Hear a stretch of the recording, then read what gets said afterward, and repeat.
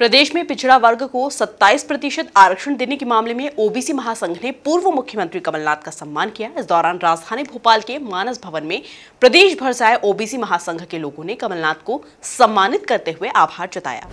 OBC आरक्षण के मामले में कमलनाथ को मिला सम्मान। ओबीसी महासंघ ने किया पूर्व मुख्यमंत्री कमलनाथ का सम्मान। प्रदेश भर से आए ओबीसी महासंघ के लोगों ने किया कमलनाथ का सम्मान। मिशन 2023 की तैयारियों में जुटी कांग्रेस की नजर अब ओबीसी वोट बैंक पर है और इसी के चलते पिछड़ा वर्ग को 27% आरक्षण की सौगात देने पर राजधानी भोपाल में ओबीसी महासंघ ने पूर्व मुख्यमंत्री और प्रदेश कांग्रेस अध्यक्ष कमलनाथ का सम्मान किया। मानस भवन में आयोजित हुए सम्मान समारोह के दौरान बड़ी संख्या में ओबीसी महासंघ से जुड़े लोग भी मौजूद रहे।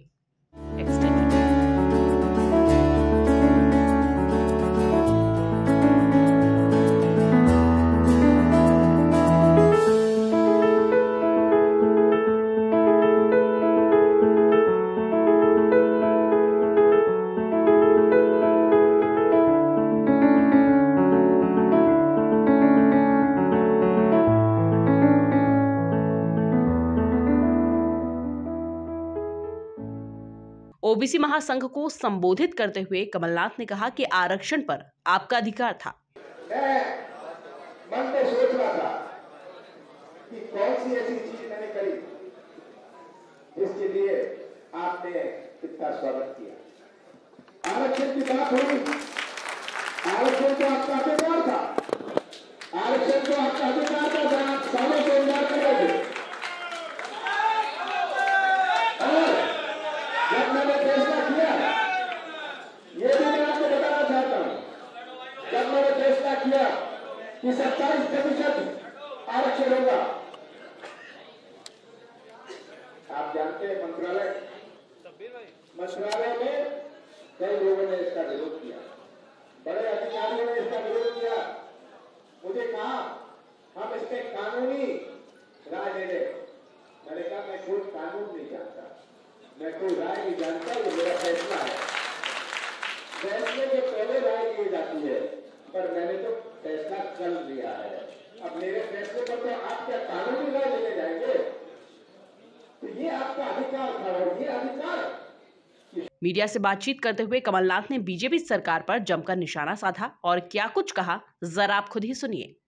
खबरें आ रही हैं कि किस प्रकार का अत्याचार बच्चों पर, सबसे कमजोर वर्ग पर, हमारे आदिवासी जनजाति के ऊपर हो रहा है। ये कानून व्यवस्था चौपट है और जो भी आज बीजेपी के पास एक ही चीज बची है, पैसा और पुलिस। ये सोच रहे हैं कि पुलिस और पैसे से अपने प्रदेश को काबू रखेंगे। मैं तो कहना चाहता हूँ आज अपना प्रदेश में बहुत जागरूकता है, वे अंत में सच्चाई का साथ देंगे। कमलनाथ के सम्मान समारोह में शामिल होने आए कांग्रेस नेता राजमणि पटेल ने भी बीजेपी पर जमकर निशाना साधा। कम से कम भारतीय जनता पार्टी आज प्रदेश और देश में सत्ता में है और जो सत्ता में होता है उसकी जवाबदारी देश के प्रति, संविधान के प्रति होती है। ऐसे जिम्मेदारी पद पर रह करके जो है इस तरह से बेतुकी बात नहीं करनी चाहिए। ये ओछेपन का प्रतीक है, लेकिन भारतीय जनता पार्टी हमेशा ओछेपन की बात करती है। वो चुनौतियों से भागने का प्रयास करती है और समस्याएं दूसरे के ऊपर डालने का प्रयास करती है। उनके पुरानी फितरत है।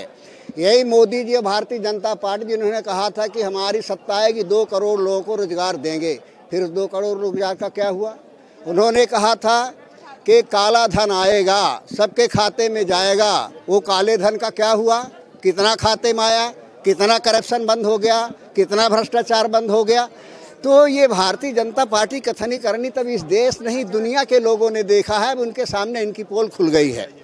अब इसी वजह से ये इस कोशिश में है कि किसी तरह धर्मांधता के नाम पर लोगों को दिमाग को भटका करके मुख्य धारा से हटाने का प्रयास किया जाए। इसके अलावा कोई चारा नहीं है।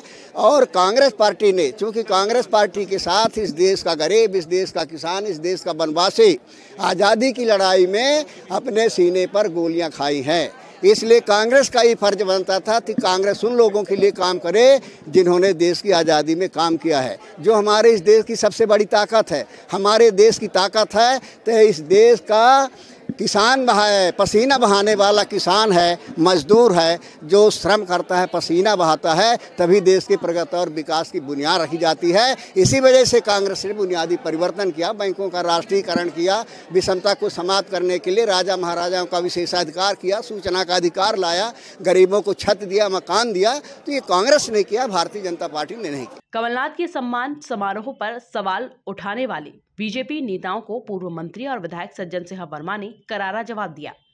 आज मध्य प्रदेश पिछड़ा वर्ग के तमाम उनके प्रतिनिधियों ने हमारे नेता पूर्व मुख्यमंत्री श्री कमलनाथ जी का स्वागत किया है और शुक्रिया अदा किया है, उनको धन्यवाद दिया है कि आपकी सरकार ने हमें पिछड़े वर्ग के साथियों को 27% आरक्षण दिया था, इसलिए आज हम आपका अभिनंदन कर रहे हैं कि ये जो वर्तमान सरकार है भाजपा की, शिवराज की, इसे थोड़ी अकल आ जाए, थोड़ी बुद्धि आ जाए। जो तमगे खुद के सीने पे लगवाने की नकली प्रयास करती है, तारीख गवाह है।